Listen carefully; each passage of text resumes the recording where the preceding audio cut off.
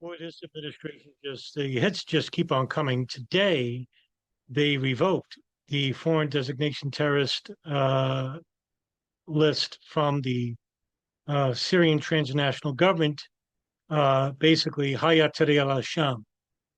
And what I want to show you is this is straight from the State Department's own website, revoking the foreign terrorist organization designation of Hayat Tahrir al-Sham, formerly called the Jabhat al-Nusra, formerly called Al Qaeda in Syria. They changed names so that they aren't marked by the Department of Defense. Easy to find. They change their names every once in a while. They were doing this in Syria because there were so many fractured groups that now are under almost a single umbrella. But they did this so they could avoid detection by the U.S. Army, the military. In line with President Trump's May 13 promise to deliver sanctions relief to Syria, I can't believe we are at this point where we're actually supporting a terrorist organization. You could call them whatever you want. You could put a suit on the president, Abu Muhammad al-Jilani, and he's still a terrorist. He's a mass murderer of other Muslims who's not attacking Israel because the United States told him not to. So they're actually going to sit back and allow for the West to attack other Muslims, specifically Shia, because that's what he kills, Shia Muslims. I'm announcing my intent to revoke the foreign terrorist organization designation of the al-Nusra Front. Wow, they're calling it by the old name. This is this is unprecedented. Also known as Hayat Tahrir al-Sham, under the Immigration and Nationality Act. The revocation will be effective tomorrow, July 8th. And remember, members of this group in the thousands will no longer be on the terrorist watch list. Remember my words here. The next terrorist attack are going to come from two countries, mainly Syria and Afghanistan. We left hundreds of millions of dollars in weapons to the Taliban and Al Qaeda in Afghanistan when we ended the 20-year war in 2021. So they had a 4-year head start. The CIA, along with Israel and the Gulf, backed the jihadist organizations like Jabhat al-Nusra, the Hayat Tahrir al-Sham, Ansar al-Islam, and others in their fight against Bashar al-Assad's government in Syria. Now, the group Hayat Tahrir al-Sham, al-Qaeda in Syria, are now governing the country, and the United States has taken them off. Sorry, the foreign terrorist organization. So let's keep on, shall we? Tomorrow's action follows the announced dissolution of Hayat Tahrir al-Sham and the Syrian government's commitment to combat terrorism in all its forms. This action also builds on the momentum of the June 30 executive order providing for the revocation of Syria's sanctions and recognizes the positive actions taken by the new Syrian government under President Ahmed al-Shara. He renamed himself just like he renamed his group, but I'm calling him Abu Muhammad al-Jilani. The foreign terrorist organization revocation is an important step of fulfilling Trump's vision of a stable, unified, and peaceful Syria. There is no such thing as a peaceful terrorist. End of story. Now, a little bit of history. I also want to show you the number of individuals that are in the government itself and to basically show you the lead areas of government. Okay, I'm going to make myself here. So here you have Ahmed Hussein al-Shara, Abu Muhammad al-Jilani, the transitional president of Syria. And as you can see, I marked it in yellow. This means that they were a member of the terrorist organization, Hayat Tahrir al-Sham. He's the leader. Mohammed al-Bashir, the prime minister of Syria, a former member of Hayat Tahrir al-Sham. The foreign minister of Syria, Ahmed Hassan al-Shalbani, a member of Hayat Tahrir al-Sham.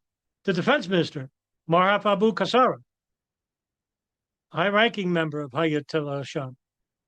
Mohammed Abdul Rahman, the Minister of Interior, Hayat Tahrir al-Sham. And Shad Mohammed al-Waisi, the Minister of Justice, a member of the Shura Council, the Hayat Tahrir al-Sham. And the rest are independents. But you can see that the leading areas of government are all members of the terrorist organization, Hayat Tahrir al-Sham. So, the group itself was involved in the Syrian civil war. And it was formed officially in January of 2017 as a merger of different groups like Jaish al-Ahad, the Jabhat Fatah al-Sham, the Ansar al-Din Front, the Nur al-Din al-Zinki movement, and the Liwa al-Haq. These are all Salafist jihadist organizations. Like I said, Syria had a bunch of these small little sectarian units, but they basically all coexisted. And it happened under Abu Jabir. Abu Jabir, or known as Hashim al-Sheikh, Abu Jabir al-Sheikh, who basically urged all the factions, all the Salafist factions, to join together to wage what he called a popular jihad, which was to achieve the objectives of the Syrian revolution and overthrow the Alawite, the Munafiq government under Bashar al-Assad, with full support from the back door of Jordan, the United States, and Israel and the Gulf. Millions, hundreds of millions of dollars went into weapons aid. And it came under a CIA program under then CIA Director David Petraeus called Timber Sycamore, where this group basically got a large proceeds of the funding and weapons aid. And it didn't work out because in 2017, Donald Trump, who did one of the few right things, was to end the program. But later on, under his second term, Donald Trump supported the overthrow of Assad. And basically everything that happened under the first administration of Donald Trump was no longer now existing in the second administration. He now was engaging in new wars and new programs and supporting all the wrong regimes. After the announcement of Abu Jahir with the objective of popular jihad, the members of the Ahrar al-Sham and the Jabhat Fatah al-Sham, or Jabhat al-Nusra or Hayat Tahrir al-Sham, they formed one organization, and that became Hayat Tahrir al-Sham. And they launched a successful crackdown on al-Qaeda loyalists who didn't want to join the group because they still were under the old leadership of Dr. Ayman al-Zawahiri. Zawahiri wanted to stay separate away from the Syrian Salafist jihadist groups because they were killing Alawites. And there was a famous letter by the mid-2000s, I forgot the year, where al-Zawahiri wrote a letter to Abu Musab al-Zarqawi before he was killed, telling him that he needs to stop killing all the Alawites and Shia. And Zarqawi said, no, we're basically going to break off from al-Qaeda. And they did. Then he gets killed. Abu Bakr al-Baghdadi takes over, and the Islamic State in Levant exists, separate from al-Qaeda. He gets killed. And then all of a sudden, the Hayat Tahrir al-Sham becomes now the focal voice in Syria because the Islamic State's being fragmented by constant bombardment from Iran and Russia and the United States, while at the same time the intelligence services, through a covert program, like I said, Tim Sycamore, helped strengthen the Hayat Tahrir al-Sham group. But so did the other groups. But they all coexist under the leadership of Abu Jafar. Later on, he's replaced by Abu Muhammad al-Jalani. From 2017 to 2024, during that period, or was it 2018, 2017, 2018, the Hayat Tahrir al-Sham under Jafar swore allegiance to the Syrian Salvation Government, which was an alternative government located in the Idlib Governorate.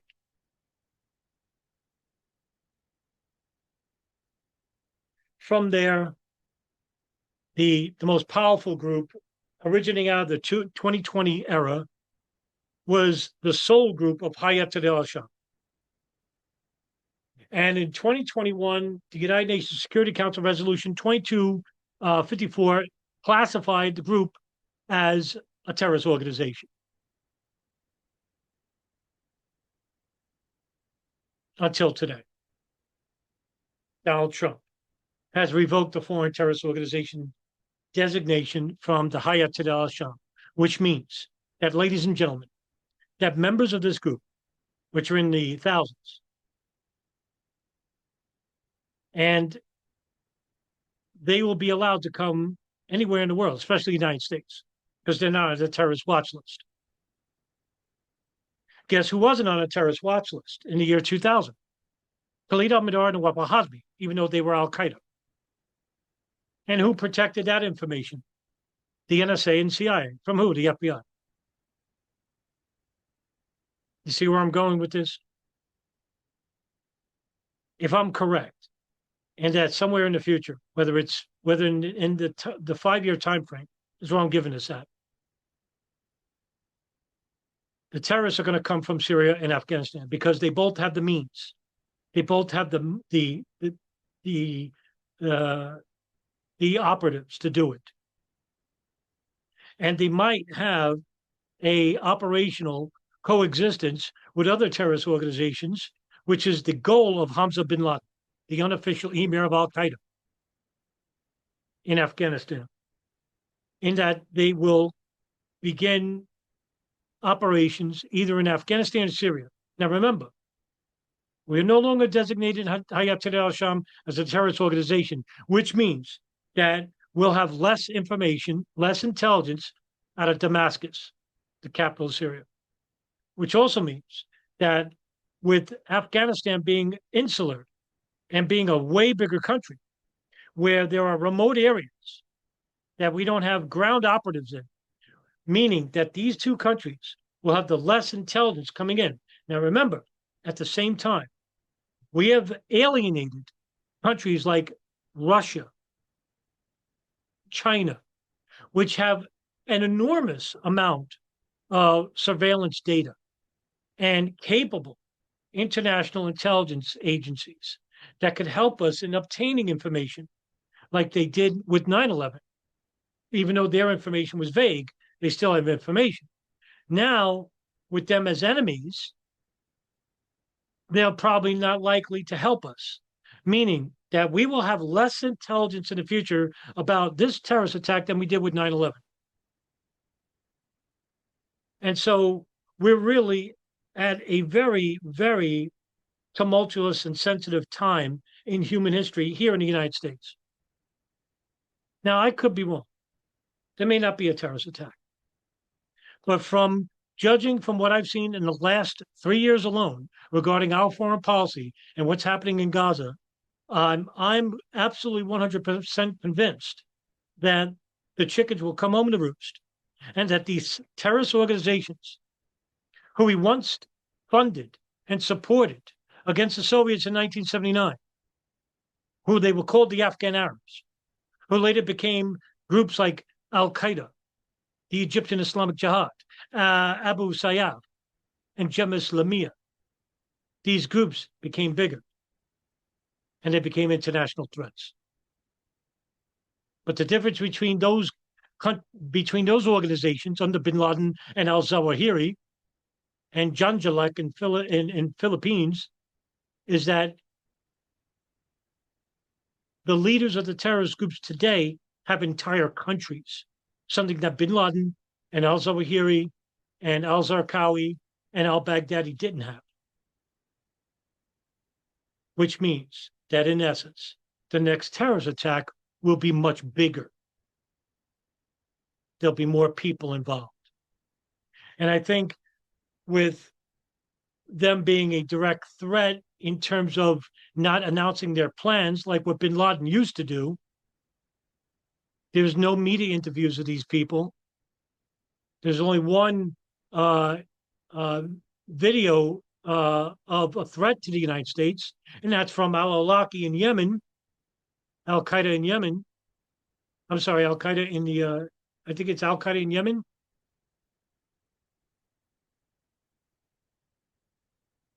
That basically threatened Donald Trump and J.D. Vance.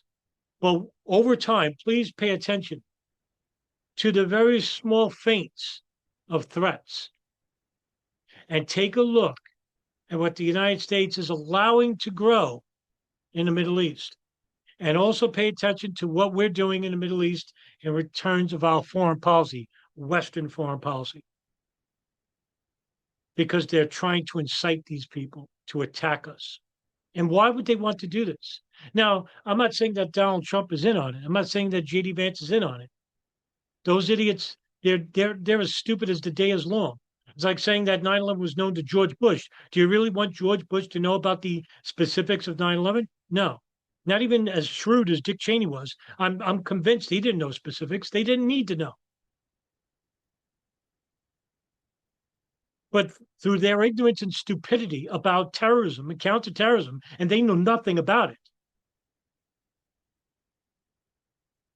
it will lead to these terrorist organizations to attack us because they don't know how to defend against them. And because they're so convinced that the terrorist threats are in Iran and in Russia, meanwhile, it's neither one of those countries.